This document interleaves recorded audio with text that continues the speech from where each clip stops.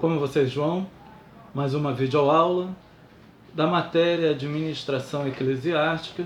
Hoje nós estaremos falando de biblioteconomia. Essa parte da matéria, ela vai procurar orientar uma igreja a ter a sua biblioteca, como arrumá-la, como desenvolver esse acervo, que apesar de não ser muito comum dentro das igrejas, é de extrema importância para que venha ter um registro histórico, teológico, acadêmico, dentro da própria denominação aonde a mesma está sendo instalada.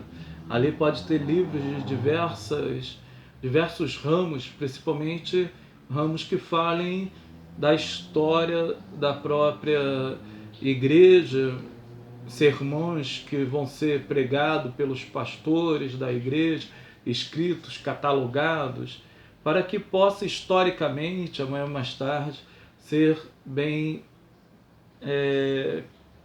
estudado, para que saiba a origem, a progressão teológica, doutrinária que teve aquela denominação. A aula de hoje é referente ao dia 25/4/2020.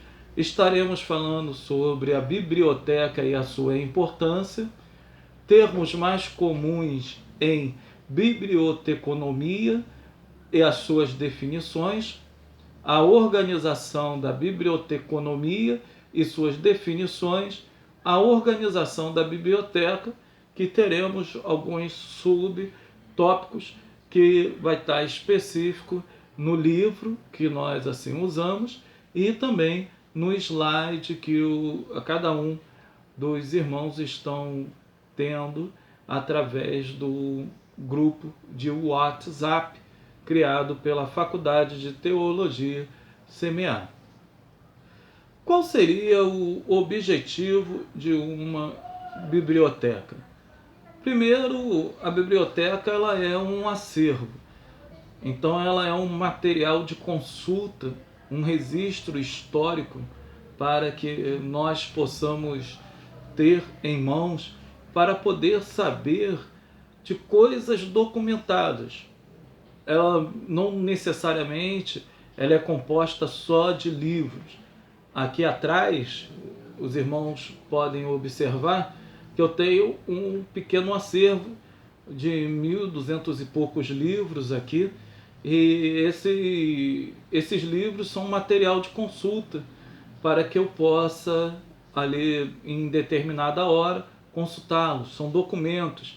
Temos livros de história, sociologia, literatura inglesa, livros de missões, e assim, no decorrer da necessidade que eu procuro estudar, eu faço a aquisição desses livros e guardo esses livros em acervo. Tem alguns livros meus para que nós possamos ter este controle intelectual, até mesmo esse histórico intelectual.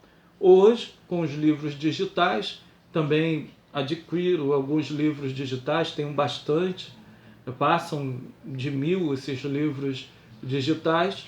Eles são catalogados, arrumados dentro de um software, onde eu coloco os livros, leio os livros, todos esses livros são lidos, e depois eles vão para o acervo, vão ser arquivados e vai ter uma ficha técnica deste livro onde eu possa localizá-lo em eventual necessidade. Mas é imprescindível tu saber o conteúdo do livro, porque senão ele vira um pequeno enfeite na sua estante, e não é esta a intenção de uma pessoa que monta uma biblioteca, né? A crítica literária e a seleção dos livros deve ser feita para que nós possamos arrumá-lo dentro da sua categoria.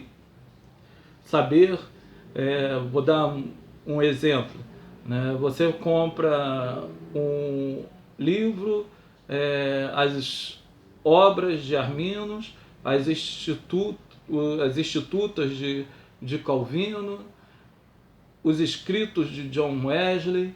Você precisa saber em que categoria você vai colocar esses livros, para que você possa amanhã mais tarde utilizá-lo quando estiver falando de alguns desses aspectos teológicos, igual a história, né? História sobre política, história sobre movimentos populares, guerras no Brasil. Então você vai ter um acervo sempre arrumado e com uma crítica literária que você mesmo pode fazer após a leitura, que vai estar dentro da ficha do catálogo dele, para que uma pessoa ou você mesmo, no decorrer dos anos, é comum você esquecer às vezes do que você tem, você vai precisar de um livro que conte a história do abolicionismo no Brasil. Aí você vai digitar lá, abolicionismo, então você lê um livro e vai aparecer vários livros na tua biblioteca que vai falar sobre o abolicionismo. Ou você vai querer falar da influência marxista na teologia liberal. Então você precisa ler os livros para fazer essa crítica, fazer uma ficha técnica, e ali você tem como acessar. Você também vai ter uma ordenação dos livros, geralmente por temática. Eu prefiro por temática, é bem melhor. Eu arrumo os livros em temas e dessa forma eu consigo organizar as ideias de maneira mais prática, mas muitos também arrumam em ordem alfabética os livros. Ou, às vezes, é feito das duas formas. Em tema, história, aí vem em ordem alfabética. Filosofia, ordem alfabética. Literatura portuguesa, ordem alfabética. Literatura inglesa, ordem alfabética. Obras de Shakespeare, ordem alfabética. Então os livros eles podem ser arrumados dessa maneira. E tem a classificação. A classificação seria a matéria ou o tema geral do livro, para que você possa assim ter uma organização bem mais fácil na questão da mente, na questão didática. Você já sabe aonde está. Aqui atrás de mim, né, começa daqui de cima, vindo até aqui embaixo, vem falando de história. Daqui para baixo, né, aqui em cima, é história, história, história. Abaixo de mim, missões. Se for lá em cima de novo, lá no meu canto superior e direito, são teologias sistemáticas. Ela vai vir até aqui. Daqui em diante são teologias contemporâneas. Aí ela aborda até aqui. Aqui são Bíblias e traduções. Tem Bíblia em grego, hebraico, em latim, Bíblia em inglês, alemão, francês, Bíblias geralmente históricas, onde eu posso ter, do meu lado esquerdo tem outros livros. Aqui esse monte de livros que vocês verem aqui embaixo, é porque já não dá mais na minha estante, eu já não tenho mais aonde colocar. São livros de literatura, atrás são livros de filosofia, na frente são livros de literatura e poemas. Então, dessa maneira, nós tentamos organizar de uma forma mais coerente o livro, né? Nós vimos que uma biblioteconomia é a mesma coisa do que documentação. Quando nós falamos de documentos, as pessoas geralmente têm na mente RG, contratos e etc. Mas documento é tudo aquilo que vai documentar algo, um fato da história, aquilo que vai ocorrer. E a gente precisa, então, ter isso documentado. Exemplos, doutrinas bíblicas, né, na época dos primeiros padres da igreja. A gente vai estudar todos os sermões, todas as homilias desses, e para saber. Então, isso foi documentado. Então, dessa forma.